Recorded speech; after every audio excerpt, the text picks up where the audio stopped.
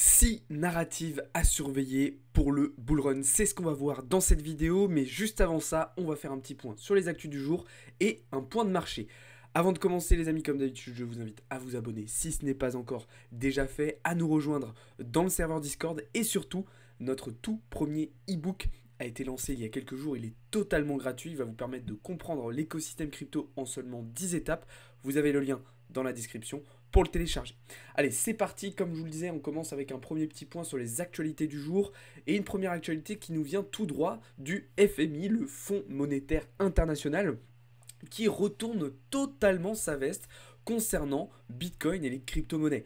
Le FMI, il faut savoir que comme la plupart des grandes institutions monétaires et financières occidentales, a toujours été plutôt contre le Bitcoin et plutôt contre les crypto-monnaies. Et là, revirement de situation, le FMI a annoncé que, étant donné le contexte de perturbation financière qu'on a actuellement en Amérique latine, et notamment en Argentine et au Venezuela, eh bien le Bitcoin était devenu un instrument, je précise bien, un instrument incontournable pour la préservation du patrimoine.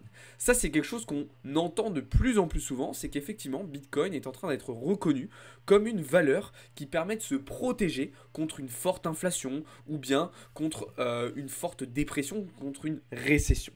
Donc très intéressant de voir le FMI totalement retourner sa veste. Et effectivement, c'est une news qui est forcément bullish parce que ça va permettre la démocratisation, l'adoption à grande échelle de Bitcoin et des crypto-monnaies. Dites-moi ce que vous en pensez dans les commentaires, mais moi je trouve que c'est une très très bonne nouvelle. Deuxième petite actualité ce matin qui nous vient tout droit de Wall Street. Des premières rumeurs, des premières informations venant du Financial Times hier nous annoncent que potentiellement la bourse de New York envisage la possibilité d'instaurer un régime de négociation ininterrompu. En gros, on aurait des marchés traditionnels qui fonctionneraient de la même manière que le marché crypto, c'est-à-dire 24 heures sur 24, 7 jours sur 7. Alors, attention, rien de confirmé, rien de sûr pour le moment, ce sont seulement des possibilités qui sont envisagées. Je ne sais pas trop quoi penser de cette actualité, est-ce que c'est une bonne nouvelle, est-ce que c'est une mauvaise nouvelle? J'arrive pas forcément trop à comprendre l'intérêt derrière tout ça. Dites-moi ce que vous en pensez dans les commentaires. En tout cas, voilà, moi ce qui me plaît pas trop, c'est que du coup, ça veut dire que même le week-end, les marchés vont être vraiment très très actifs. Et c'était bien d'avoir une petite pause comme ça dans la semaine où voilà, on pouvait prendre un petit peu de recul sur ce qui s'était passé la semaine. Donc bon, on verra. Il n'y a rien de fait pour le moment, mais je trouve la news quand même assez surprenante. C'est pour ça que je voulais partager ce matin sur notre Twitter. Et puis on enchaîne avec une troisième actualité, alors encore plus dingue cette fois-ci, puisqu'elle nous vient directement des États-Unis et plus particulièrement de Robert Kennedy Jr., un des candidats indépendants à la présidence des États-Unis, qui a déclaré hier dans un meeting qu'il souhaitait mettre l'intégralité du budget américain sur la blockchain. D'accord? Donc ça représente évidemment des sommes considérables. Bon, il n'y a pas de demi-mesure aux États-Unis, c'est-à-dire que soit ils sont totalement contre les cryptos, ils veulent tout interdire, etc. Soit, ça y est, ils veulent l'utiliser à 100% et mettre tout leur argent dessus. Donc bon, et pas de demi-mesure. Malgré ça, c'est quand même une bonne idée puisque ça va permettre une certaine traçabilité, une certaine transparence des dépenses de l'État, du budget de l'État, surtout que c'est de l'argent public, c'est de l'argent du contribuable. Nous, on pourrait se poser la question aussi, par exemple en France, de savoir, voilà, quand on paye des impôts, où est-ce que ça part, à quoi ça sert, dans quel secteur c'est redistribué, etc., etc. Le fait d'avoir le budget d'un État sur la blockchain, ça permet cette transparence grâce à une technologie qui est absolument extraordinaire. Alors, je ne pense pas que ça sera fait. Faut savoir qu'aujourd'hui, la question de la blockchain, des cryptos, de Bitcoin, c'est un argument de poids pour récupérer des voix, récupérer des votes aux États-Unis. On l'a vu notamment avec Donald Trump qui a un petit peu retourné sa veste concernant son avis sur les cryptos. Hein. Il était quand même plutôt contre il y a encore quelques années. Il a compris que ça pouvait lui apporter des voix supplémentaires dans les élections, donc il s'est ouvert. Alors surtout, sans doute aussi d'un point de vue business, hein, il a sans doute compris qu'il y avait de l'argent à se faire là-dedans. Mais voilà, faut relativiser et voir est-ce que ces candidats-là ont réellement des convictions vis-à-vis de tout ça, ou est-ce qu'ils le font plutôt par opportunisme. Mais en tout cas, je trouvais la news intéressante là aussi. Dites-moi ce que vous en pensez dans les commentaires. Ça, c'était pour les petites actualités du jour. D'un point de vue marché, on va commencer avec un petit point sur les cryptos. Pas grand chose à dire de plus pour le moment. Le Bitcoin, effectivement, nous propose un joli rebond depuis quelques jours maintenant, hein, ce qui lui a permis de repasser au-dessus des 66 000 dollars. Maintenant, personnellement, pour le moment, je ne fais rien. Mes zones d'intérêt sont ces deux zones-là. Donc la première aux alentours des 69 000 dollars. On voit qu'on a une zone de polarité qui est toujours la même par ailleurs au sein de la zone d'OTE et sur un niveau de fair value gap. Et ma deuxième zone d'intérêt qui est celle-ci, le lot du début du mois de mars dernier où on a laissé énormément de liquidités. Donc tant que nous ne sommes pas venus toucher, tant que nous n'avons pas été rejetés ou tant que nous n'avons pas cassé ces deux zones-là, ces deux zones d'intérêt, je ne fais rien pour le moment sur Bitcoin. Peut-être qu'au fur et à mesure de la semaine, il y a certains setups à court terme qui vont m'intéresser, peut-être plus sur du 1 heure, sur du 15 minutes. Ce n'est pas le cas pour le moment, donc je préfère rester en observation, m'abstenir et attendre qu'une opportunité plus précise se dégage sur le marché. Alors, à plus court terme, j'ai quand même tendance plutôt à envisager une continuation haussière quand même. Mais attention, on se rend compte qu'actuellement, le marché est arrivé sur une zone d'ordre très très très importante. Ah, alors mon mob chart ne veut pas s'afficher. Attendez, on va rouvrir une nouvelle fenêtre, puisque c'est quand même assez important, hein. Vous allez voir qu'on est vraiment arrivé sur une zone d'ordre très importante et qui va potentiellement faire office de résistance. Pour le moment, en tout cas, c'est ce qui est en train de se passer. Mais attention, puisque ce matin, on pouvait observer que sur le marché, on avait beaucoup d'acteurs qui étaient en vente. Et oui, on voyait l'open interest qui ne cessait de monter avec des fundings en négatif. Ça veut dire qu'on avait de plus en plus de positions à la vente qui étaient ouvertes. Et on aurait pu donc envisager un squeeze de ces vendeurs un petit peu trop agressifs, un petit peu trop précipités, qui nous aurait amené plus haut. Visiblement, la situation est en train de s'inverser depuis ce matin, puisque vous voyez qu'on a des fundings qui sont en train de repasser en positif, et surtout des CVD spots qui sont en train de repartir vers le bas. Donc on a potentiellement une inversion de situation par rapport à ce matin, et puis effectivement potentiellement une zone d'ordre ici sur les 67 500 qui fait office de résistance pour le moment. Jusqu'à quand, je ne sais pas, mais c'est assez intéressant de le noter. Bon, au-delà de ça, on reste quand même dans une zone assez indécise, assez compliquée sur Bitcoin, donc je vous recommande d'être particulièrement prudent, notamment au vu des différents catalyseurs macro et microéconomiques que l'on va avoir tout au long de la semaine, que je vous ai présenté ce week-end, donc il va falloir être vigilant aussi vis-à-vis de ça. En termes de dominance, la dominance du Bitcoin reste assez forte, hein, on est toujours au-dessus des 55%, ce qui amène toujours un petit peu plus Ether dans ses retranchements, hein, et on le voit, il est toujours en difficulté. D'ailleurs, voilà, Ether en 4 heures est quand même revenu sur une structure importante. Il y a deux options, soit on va être capable, soit on va avoir la force de réintégrer cette structure-là, et dans ce cas-là, il faudra plutôt viser un retour vers les 3700 $, soit on va être rejeté par cette structure, et alors là, il faudra plutôt envisager un retour vers les 2700 $. Là aussi, pour moi, c'est trop tôt pour répondre à cette question. J'attends davantage de confirmation pour envisager une prise de position plus précise. D'accord? Donc pour le moment, vous l'avez compris, sur le marché crypto, je suis plutôt en mode réflexion, en mode analyse, en mode préparation. Et potentiellement, au fur et à mesure de la semaine, je vais passer en phase d'exécution. Mais ce n'est pas encore le cas pour le moment. Comme je vous l'ai déjà expliqué, c'est très très important de segmenter vos périodes d'activité sur le marché et de ne pas toujours être en activité justement, parce que c'est un danger. D'accord? Donc voilà un petit peu ce que je pouvais vous dire là-dessus. Sinon, sur les altcoins, pas grand chose de plus à dire. On a un marché qui est quand même assez hétérogène, mais je me concentre vraiment sur BTC et Ether à court terme pour du trading. Par contre, je continue d'ajuster mes différentes positions sur les alts, de potentiellement recharger en spot certains alts qui m'intéressent. Mais on voit quand même voilà, une grosse hétérogénéité du marché avec certains qui se portent très très bien, IMX, CAS, STX ou encore AKT qui nous fait un début de semaine de dingue, et d'autres qui sont beaucoup plus en difficulté comme ENA, comme Rune ou encore comme le TON d'ailleurs qui avait été l'un des top performeurs de ces dernières semaines. Donc voilà un petit peu ce que je pouvais vous dire du côté du marché crypto les amis. On va désormais pouvoir se tourner du côté des marchés tradis, et pour ça, on va commencer par refaire un petit point sur la macro et sur ce qui nous attend aujourd'hui. Alors on a déjà eu des premiers résultats qui ont été publiés ce matin, puisqu'on avait les PMI manufacturiers et services, donc en France, en Allemagne et sur l'ensemble de la zone euro.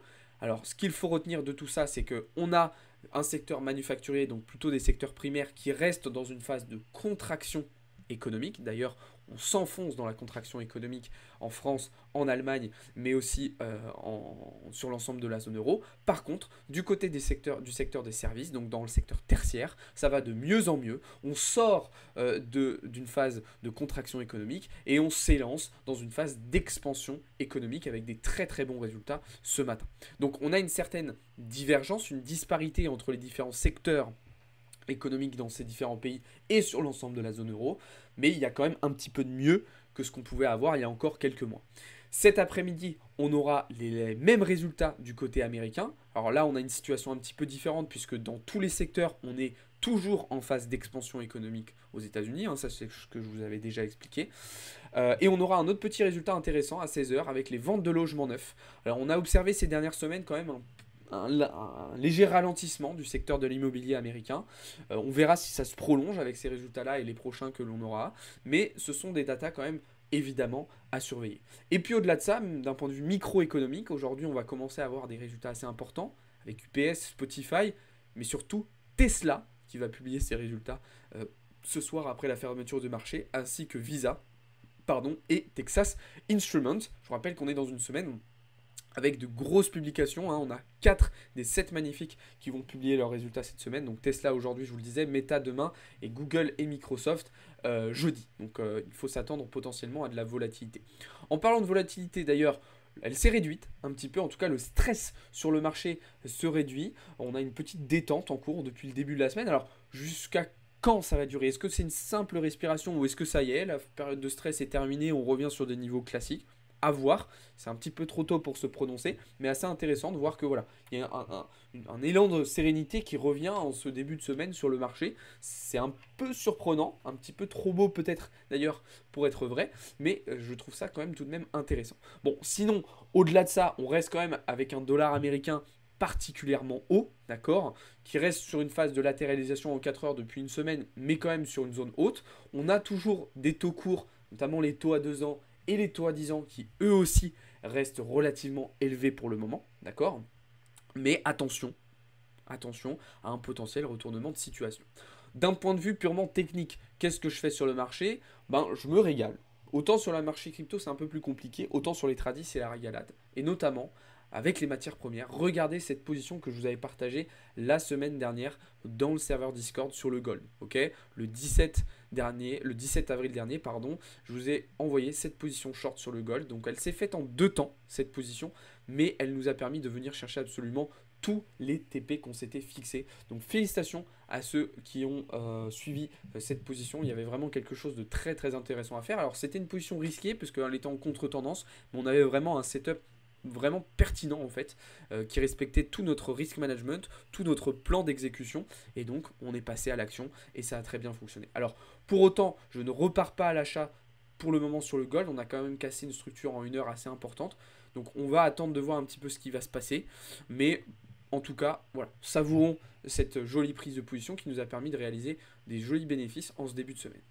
Pour continuer sur les commodities, un petit coup d'œil sur le pétrole, sur lequel on a dégoté une nouvelle petite analyse intéressante. Malheureusement, on n'est pas revenu chercher notre prix d'entrée, on n'est pas venu chercher cette zone de liquidité, le pétrole qui rebondit directement. Alors, je n'annule pas pour autant pour le moment ce scénario, je pense qu'il est toujours valable et toujours intéressant, mais peut-être qu'il se fera un petit peu plus tard dans la semaine, étant donné le rebond que l'on peut observer depuis le début de semaine justement sur le pétrole américain.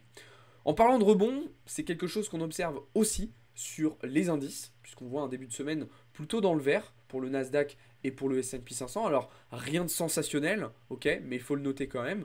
Malgré ça, je garde ma casquette vendeuse et je vais plutôt chercher de la continuation baissière, donc avec la zone des 5050 points sur le S&P et la zone des 17800 points sur le Nas pour potentiellement aller renforcer à la vente et aller chercher plus bas. Les indices européens, eux aussi, rebondissent bien. On le voit ici avec le DAX et le CAC. Alors rien de sensationnel non plus, mais on sent quand même qu'actuellement, on a des indices européens qui se portent mieux et qui sont plus résilients, plus solides que les indices américains. C'est important à prendre en compte dans notre analyse et notre vision de marché. Est-ce que ça va durer? Je ne sais pas. Potentiellement, si la BCE pivote avant la Fed, ça, on le verra dans les prochaines semaines. Mais en tout cas, on continue de travailler de la même manière qu'on le fait depuis plusieurs semaines maintenant sur les indices.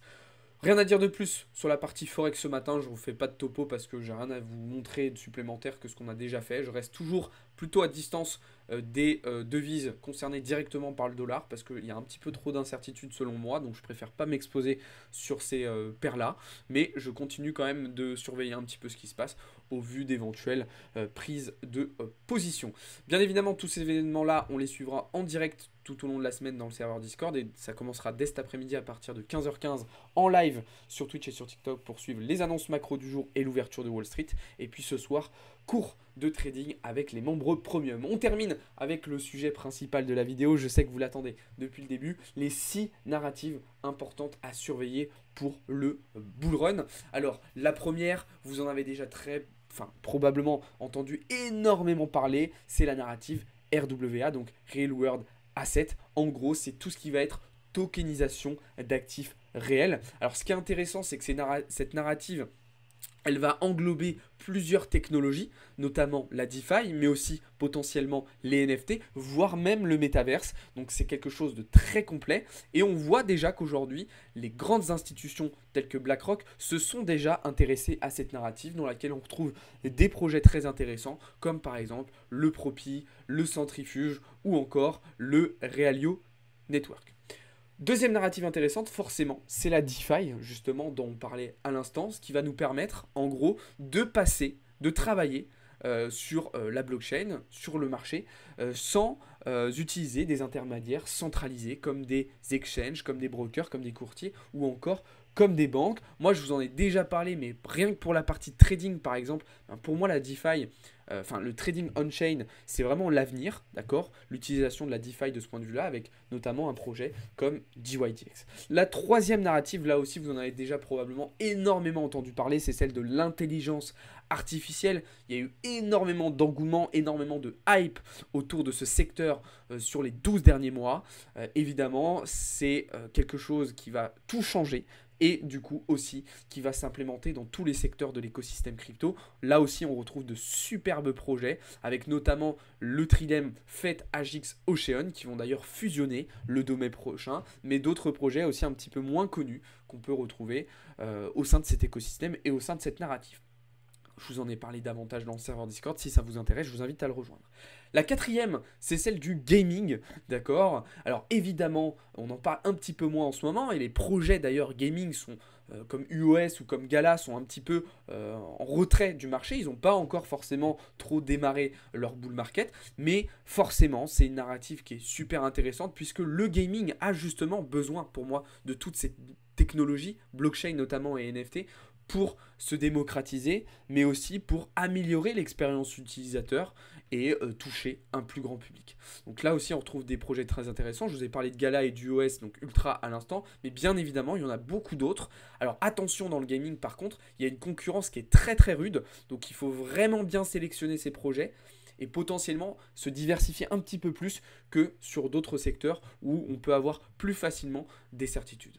La cinquième narrative, c'est la DePIN. En gros, ça va tout simplement, être, pardon, excusez-moi, je me mélange, des protocoles blockchain qui vont gérer des infrastructures physiques, des infrastructures réelles. Donc on se rapproche encore un petit peu du RWA, mais dans un autre contexte, puisque là on va être sur une industrie qui va énormément dépendre de l'intelligence artificielle et qui va évidemment être concernée aussi par toute la partie minage et cloud, donc stockage de données. Là aussi, on retrouve des projets très très intéressants. Je vous avais parlé notamment du VAI la semaine dernière. Alors le VAI qui n'avait pas une tokenomics de dingue, selon moi, mais qui était quand même un projet assez intéressant. On a aussi le Siacoin, enfin voilà, il y en a plein de très très intéressants. Le Phil notamment aussi, Philcoin qui est très très bien dans cette narrative. Voilà, tout ce que je vous dis là n'est pas du conseil en investissement. Et puis on termine avec les Layer 1. Alors là forcément, c'est la base de l'architecture d'un réseau blockchain, d'une crypto. Donc forcément, il y a plein de Layer 1 qui sont très intéressants. Là aussi, on vous les a détaillés, partagés dans le serveur Discord. Je vous invite à aller voir ça. Bon, je développe pas plus le sujet, je pense que vous maîtrisez. Alors, vous avez vu que j'en ai sélectionné 6. J'aurais pu en mettre d'autres. On aurait pu parler effectivement de la narrative métaverse qui pourrait faire son retour sur le devant de la scène. C'est une possibilité.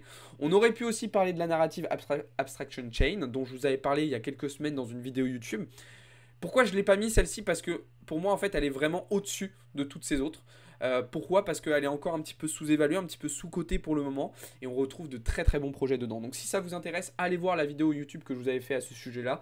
Allez voir d'ailleurs l'ensemble des vidéos YouTube qu'on vous fait quotidiennement avec Théo, que ce soit des formats longs, comme vous le voyez ici, ou aussi des formats short. D'accord, on vous fait pas mal de petits contenus courts aussi sur la chaîne YouTube, donc n'hésitez pas à aller voir ça. Sur ce, on arrive au terme de cette vidéo les amis, j'espère qu'elle vous aura plu. Si c'est le cas, n'hésitez pas à me le dire dans les commentaires, n'hésitez pas à lâcher un gros like, n'hésitez pas aussi à vous abonner. Je vous rappelle que notre nouveau e-book totalement gratuit est désormais disponible, donc vous pouvez le télécharger, vous avez le lien en description, et puis je vous attends dans le Discord. Passez une bonne journée, ciao tout le monde, c'était Alex pour Blockchain Capital.